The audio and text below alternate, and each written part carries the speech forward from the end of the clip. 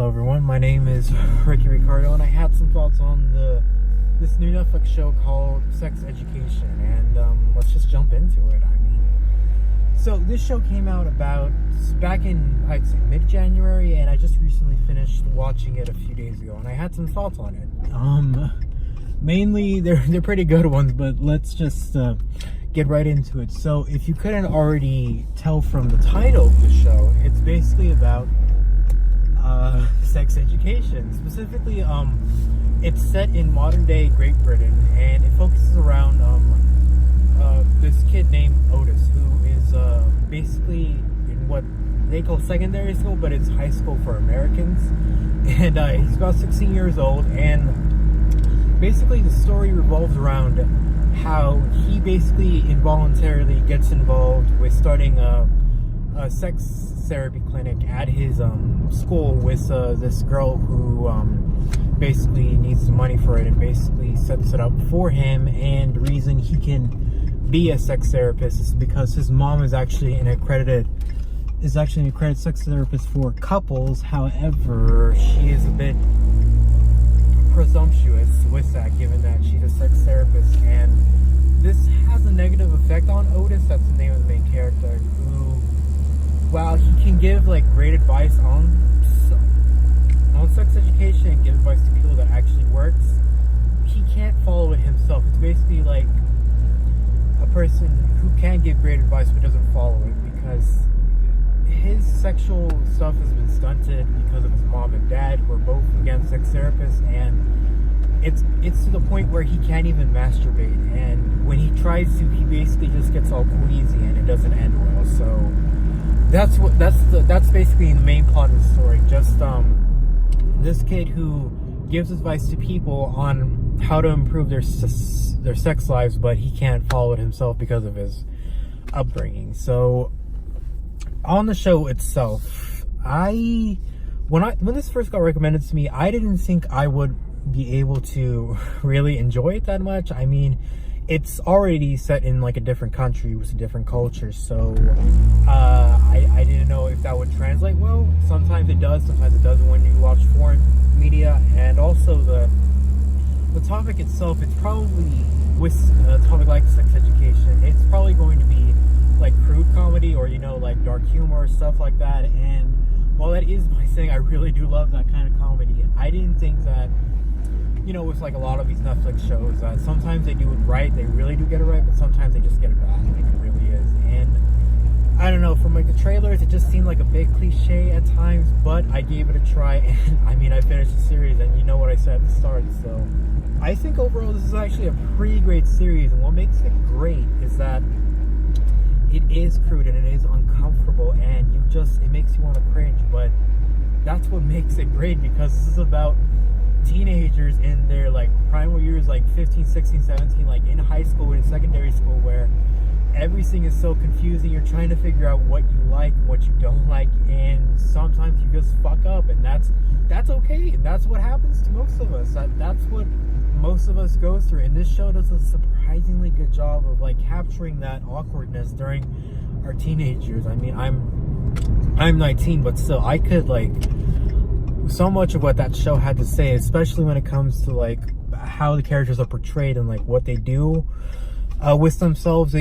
I could really relate to a lot of that, and I think a lot of people could too. That this show, it has like I said, it has a lot of cringy moments, a lot of awkward pauses and awkward moments in itself, but that's what makes it great, because like that's what happens in real life. That's what happens to people who go through this stuff, like in high school or even middle school, and it's something that a lot of people can relate to. Now, not everything in the show is good. Like I mentioned before, there are quite a few cliches in this. However, some of them are turned on their heads, so it's not that bad, and it's actually done well. But sometimes the cliches are so obvious and just so like, really, did you have to do this? Like, for example, like one of the Otis, like the main character Otis, is like best friend, whose name is like it escapes me right now, but his best friend is basically like getting bullied by this secondary character named Kevin, I believe, and he's basically a school bully, and he's just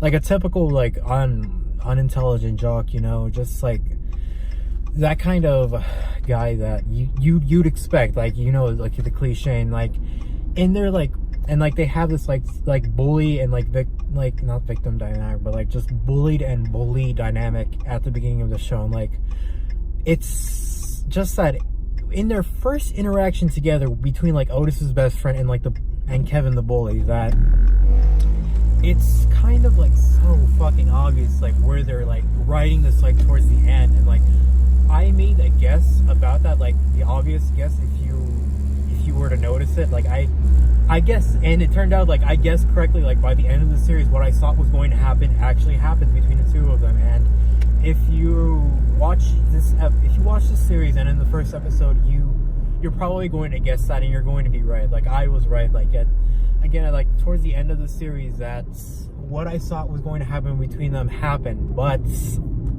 however, with that being said, there are cliches in this in this show. However, like I said before, some of them are turned on their heads. Like, for example, like with like the character Kevin, like what you think is going to happen to him in like the beginning of the show is like ends up not what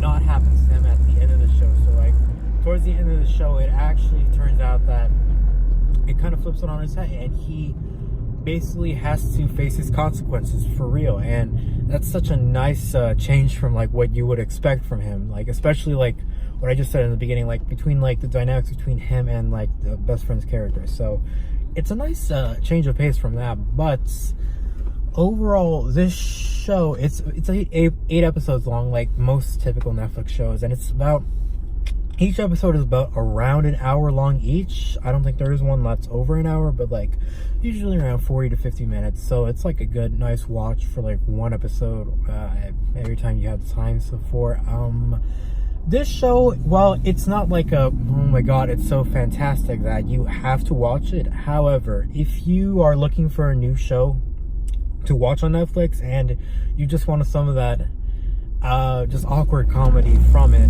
I would recommend this show to people who are just looking for that new show on Netflix. Or if you just want something maybe new and fresh, I don't know if I would say that, but this show is definitely, I think, worth your time, at least for like the first few episodes. And I will say, on the first few episodes, like it kind of, the show takes a while to get into it, especially like during the first and second episodes. It's kind of just like pitter-pattering, you know, just like beating around the bush. But by the third episode, that's when the show really starts to move forward. And I would recommend that if you're not feeling the first or second episodes, I would suggest trying to stick through it at least till the third episode, and that's when things actually start getting good. I would say that if you haven't really got into the show by the third episode, it's just most likely not for you, and you should maybe stop watching it.